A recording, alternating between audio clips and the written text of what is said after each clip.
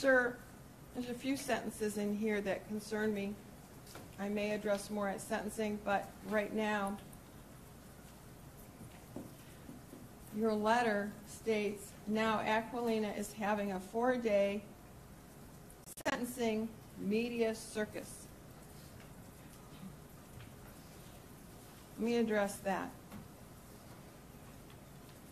I don't think there's any surprise because media has followed you in the federal system at every stage here, and they will likely be there with Judge Cunningham, and that's no surprise, is it?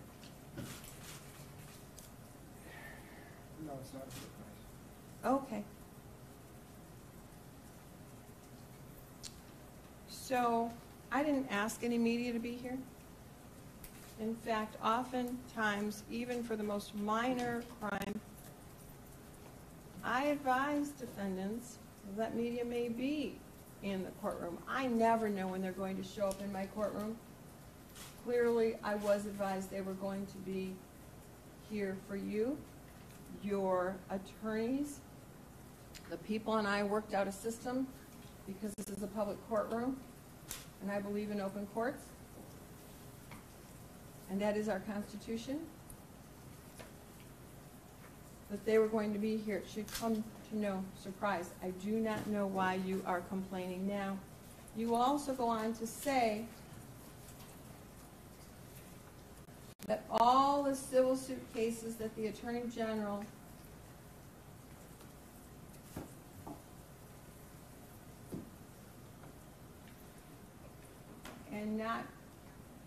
are not strong enough for criminal prosecution.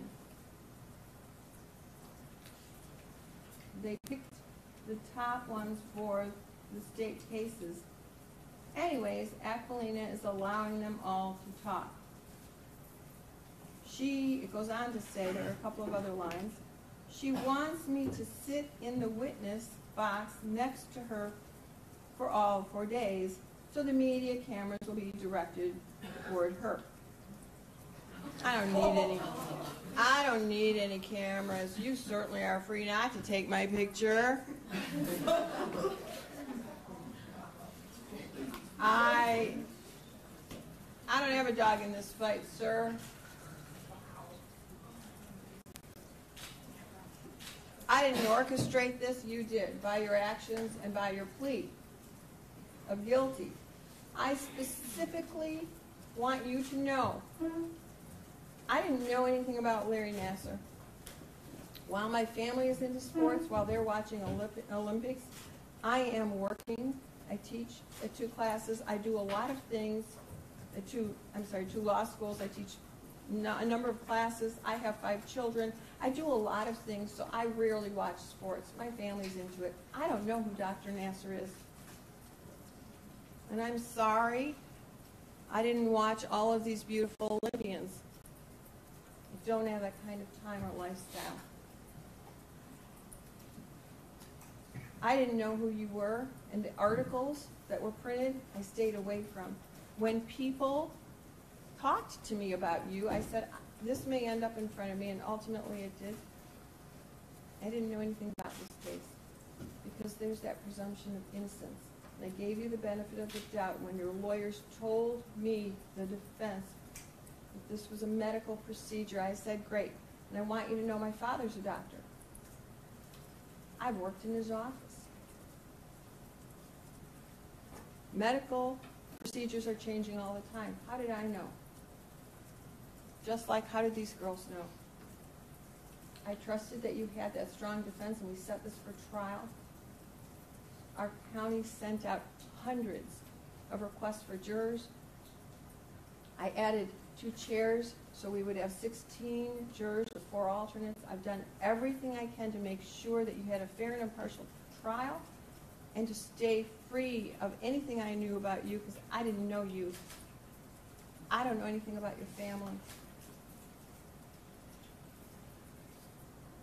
I don't need the media to be focused on me. They're clearly focused on you and your acts, and they are bad acts that you pled to.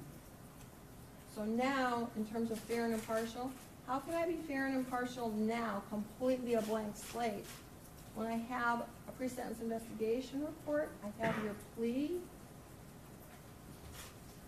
I have all of these beautiful victims who've come forward. All of this has to be considered at sentencing. I haven't made up my mind. I have ideas.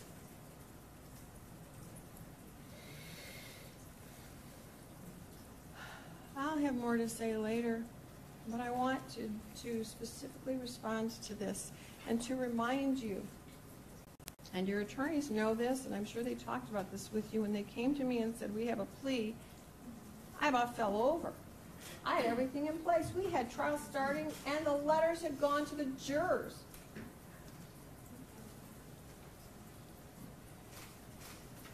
And I said, okay, tell me. And their question to me is, will you accept this? I didn't have a problem accepting it as long as the victims could speak, because this is a global resolution and we didn't need any more trials, any more waste of money on this case and you. I don't mind spending money on the victims, but not on this, on you. This was a global resolution. I didn't want even one victim to lose their voice, which is why we are here for 4 days. It could be 5 or 6. Victims keep coming forward wanting to speak when they hear their sister. Victims. And I want to remind you on page 3 of the plea agreement, paragraph 4. I'm going to read it to you so you clearly understand this isn't about me at all. It's about you, the agreement, and mostly the victims, so they can start healing. Paragraph 4, victim impact statements. The defendant agrees to allow all victims or their parent/representative to give victim impact statements at defendant's sentencing hearing. Included shall be the 125 victims who have reported their assaults to Michigan State University Police Department and the other acts victims who have been identified on the people's list. It says included, not limited to. Those are Crime Victims' Rights Act. It allows for the healing of victims and for them to come forward. And you may find it harsh that you are here listening, but nothing is as harsh as what your victims endured for thousands of hours at your hands, collectively. You spent thousands of hours perpetrating criminal sexual conduct on minors, spending 4 or 5 days listening to them is significantly minor considering the hours of pleasure you had at their expense and ruining their lives. None of this should come as a surprise to you.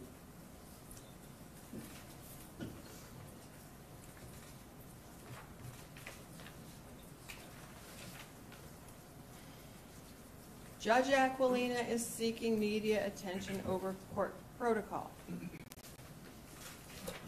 Really? This is the people of the state of Michigan versus Larry Nassar, not Judge Aquilina. I'm doing my job. I try to do it well, unlike what you did. Because of my heart, I passed out twice the morning of federal sentencing. I'm sorry about that, sir. I wish you well. I don't know anything about that. Again, I didn't pay attention to what happened there because this is separate.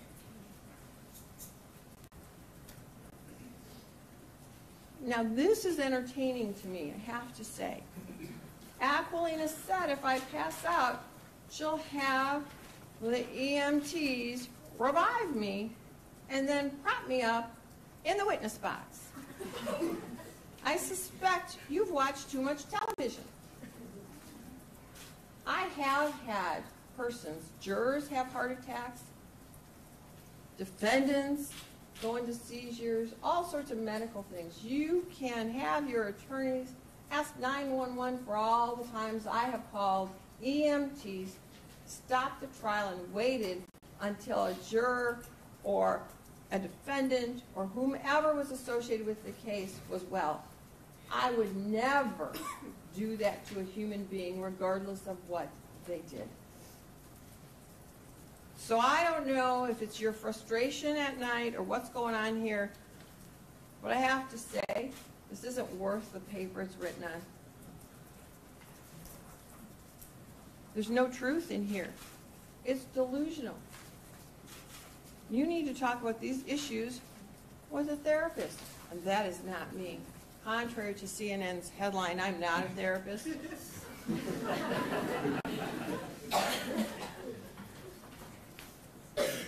And I certainly, if I was, would not be your therapist.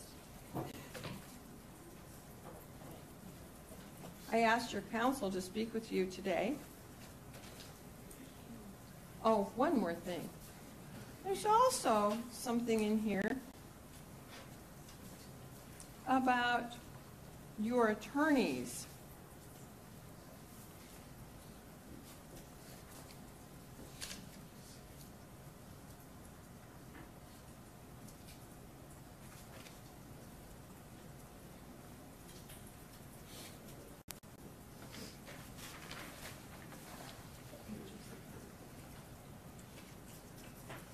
Just give me a moment to find that out.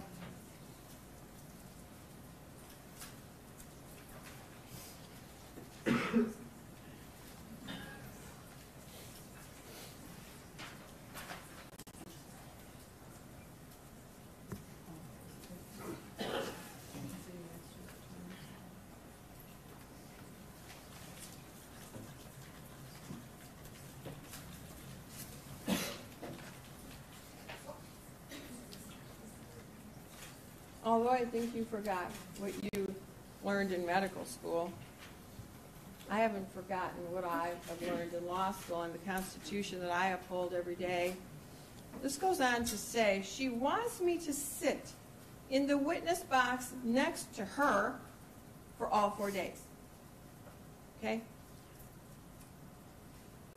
That portion is your constitutional protected right, first of all, to sit next to your counsel. There's a Sixth Amendment right to counsel. That's why your counsel's here. So, at any second, you can talk to your counsel, and that's exactly what you have been doing. They're allowing you to take notes. You're sitting here in the witness box, not for my entertainment, quite honestly, so that your victims can face you in the eye without turning back constantly, because then we would lose part of their statements because our court reporter needs to hear everything. She can't do that when people are twisting awkwardly back at you. And I also, at the podium, I could not have you, especially with a heart condition, standing for 4 days. That would be cruel and unusual punishment. I can't stand for 4 days, and I'm Army. I'm trained. I might be able to stand for a day and a half, but I'll pass out at some point. I don't want that to happen to you. That's why you're here, for your comfort and for the victims who have that right to confront you. Now, there are other highlights I may address at sentencing or during this. I think we've wasted enough time this morning. I think you've gone over this with your attorneys this morning. Is that correct? The issues, The issues? they talk to me. Okay. I don't want to violate attorney-client confidentiality, but you did have an opportunity to speak with your clients, correct? Yes. And you're happy with your clients, is that, or I'm sorry, you're happy with your attorney, is that correct? Yes. And you wish to proceed with your plea and the sentencing, is that correct? Yes, Your Honor. Is there anything that we can change here? No, Your Honor. When I wrote that, it was before I came here. Okay, it was a stress, as it says at the end, it's like a cathartic. You know what I mean? It was just it was meant for a cry for community mental health. Okay, so it was meant for a kite for community mental health. All right. Sir, all you have to do, you don't have to kite for community mental health. Maybe no one told you, and I'm sorry about that. The jail has community mental health there every day, or almost every day. All you need to say is, I need help. And you will receive it. Taxpayer dollars will be spent on your mental health. That's all you need to say. This letter doesn't say specifically, I'm having a breakdown, I need CMH. Although reading between the lines, that's exactly what I gave you last night after I consulted in the evening with your counsel. One of the reasons we broke early was exactly that, so the CMH didn't leave before you arrived back. And I have the sheriff's, the jail's cooperation with any time you need CMH, even if they need to come over here in the lunch hour, you will have access to them. All you need to do is say that. But writing this mumbo-jumbo, it doesn't help you, sir.